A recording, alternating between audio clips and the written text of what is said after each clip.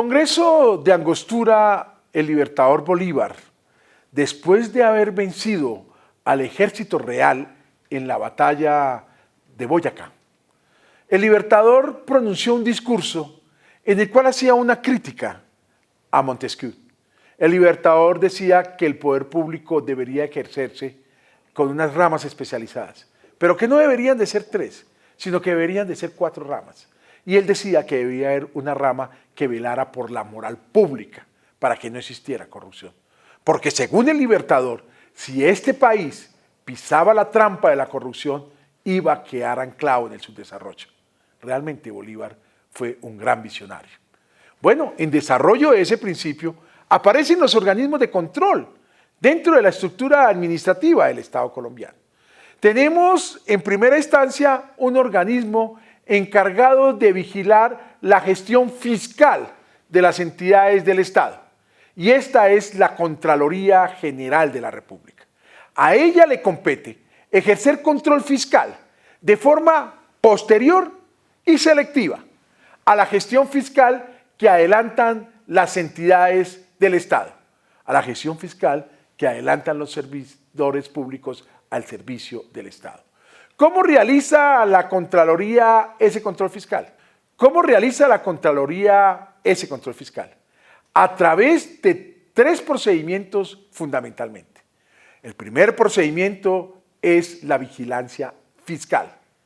La Contraloría, después de la vigencia, después de la ejecución, realiza auditorías a cada una de las entidades del Estado y le realiza un control financiero, un control de legalidad, un control de resultados, un control de legalidad, con el propósito de establecer si esa gestión fiscal se ha realizado de acuerdo a la ley, de acuerdo a la Constitución, de acuerdo a los procedimientos y a los principios de la función administrativa.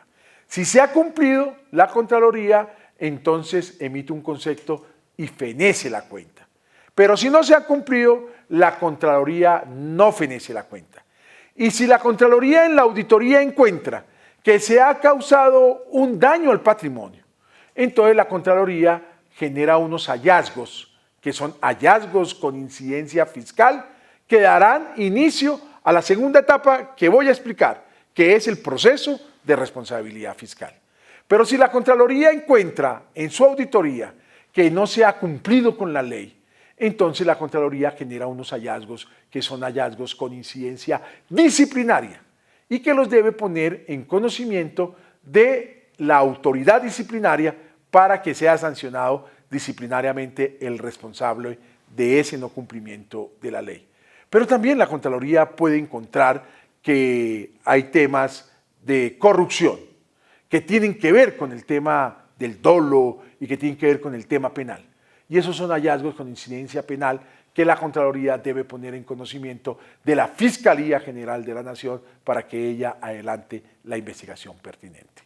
Eso es lo que se denomina la vigilancia fiscal. Luego tenemos el segundo proceso que nace del primero, que es el proceso de responsabilidad fiscal.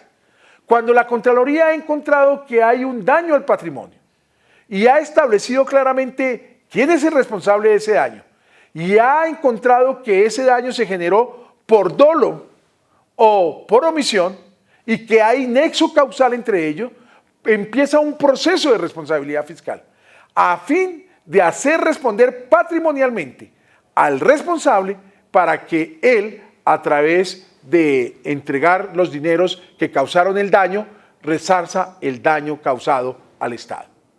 Y el otro procedimiento que también nace de este segundo es el del cobro coactivo. La Contraloría tiene facultades para adelantar el cobro coactivo.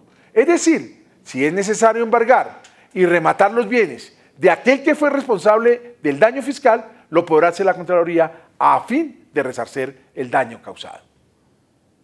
El otro organismo de control es el Ministerio Público, en cabeza del señor Procurador General de la Nación, quien cumple fundamentalmente 3 funciones.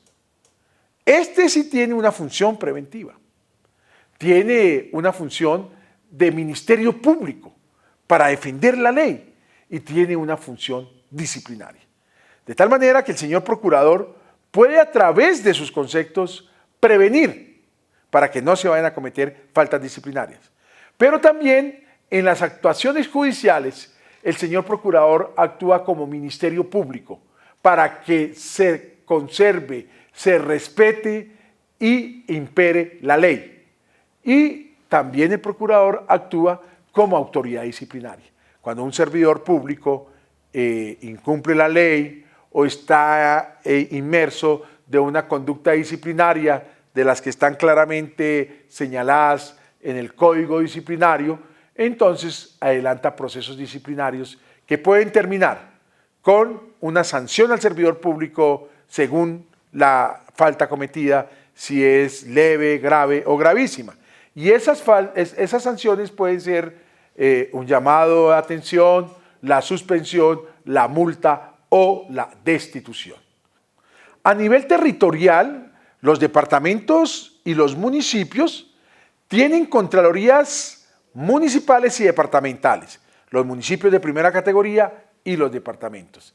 Y digamos que el Ministerio Público a nivel municipal está representado por el señor personero municipal.